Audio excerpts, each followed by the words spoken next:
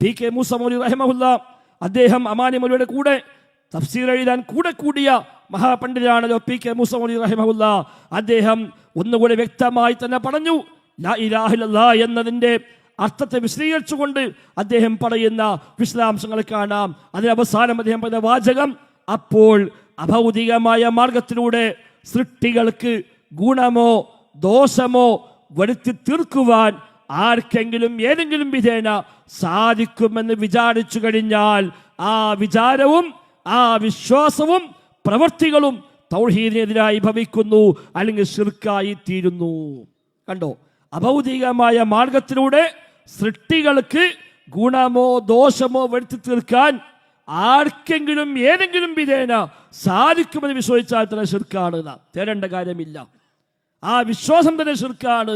അതിനുമായി ബന്ധപ്പെട്ട പ്രവർത്തനങ്ങളോ അതും ശിർക്കാണ് എന്ന് PK മൂസ മൗലവി റഹിമഹുല്ല വ്യക്തമായിരുന്നു. രണ്ടത്താണ് സെയ്ദ് മൗലവിയും ഇതേ പ്രയോഗം പ്രയോഗിച്ചത് കാണാം.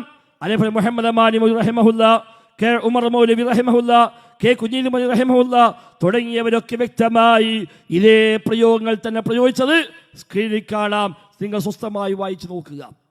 അഭൗതികമായ കഴിവ്, കാര്യകാല ബന്ധങ്ങൾക്കതീതമായ കഴിവ്, അദൃശ്യമായ കഴിവ് അല്ലാഹു തആലക്ക് മാത്രമേയുള്ളൂ. കുഞ്ഞീദ് മദനി അദ്ദേഹത്തിന് ഇസ്ലാമിന് ജീവൻ എന്ന പുസ്തകത്തിലും ഇസ്ലാമിന് അടിത്തറ തൗഹീദ് എന്ന പുസ്തകത്തിലും ആവർത്തിച്ച് പ്രയോഗിച്ച പ്രയോഗമാണ് ഇത്തരം കഴിവുകൾ അല്ലാഹു തആലക്ക് മാത്രമേയുള്ളൂ, അവന്റെ പടപ്പുകളിൽ ആർക്കും ആ കഴിവില്ല.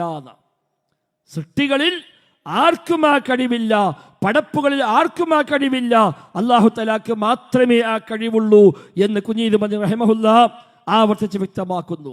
AP അബ്ദുൽ ഖാദിർ മൗലവി അൽമനാളിൽ കൈകാര്യം ചെയ്ത ചോദ്യങ്ങളുടെ മറുപടികൾ എന്ന ആ പംക്തി അത് പിന്നീട് പുസ്തകമാക്കി അതേ പേരിൽ പ്രസിദ്ധീകരിച്ചു. ആ പുസ്തകത്തില് ഒന്നാമത്തെ വാള്യത്തിൽ ഒന്നാമത്തെ ചോദ്യം ബിൽഖീസിന്റെ സിംഹാസനം എന്ന വിഷയമാണ്. ഒരു മുസ്ലിം ചോദിച്ചതാണ്. സുലൈമാൻ നബി സ്വല്ലല്ലാഹു ജിന്നോട് ചോദിച്ചുവല്ലോ, ആരാണ് ബിൽഖീസിന്റെ സിംഹാസനം കൊണ്ടുവരിക എന്ന്. എന്നാൽ നിങ്ങൾ പറയുന്നു അദൃശ്യ മാർഗത്തിൽ സഹായം ചോദിക്കൽ ശിർക്കാണ് എന്ന്. അപ്പോൾ സുലൈമാൻ നബി ശിർക്ക് ചെയ്തോ എന്നാണ് ചോദ്യം.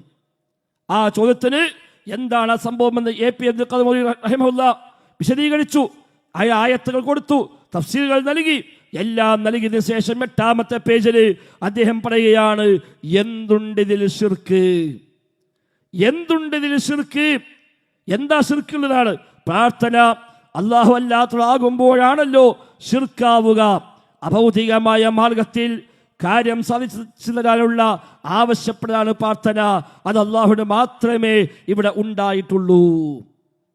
ഒരിക്കലും ജിന്നിനോട് അദൃശ്യമാർഗത്തിൽ തേടിയിട്ടില്ല.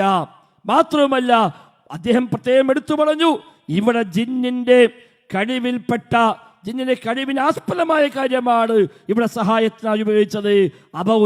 അഭൗതികതയുടെ പ്രശ്നമേ ഇല്ല, അഭൗതികതയുടെ പ്രശ്നമേ ഇല്ല എന്നുകൂടി അതേ മറുപടിയിൽ AP അബ്ദുൽ ഖാദിർ മൗലവി റഹിമഹുല്ല നൽകിയതായി കാണാൻ കഴിയും.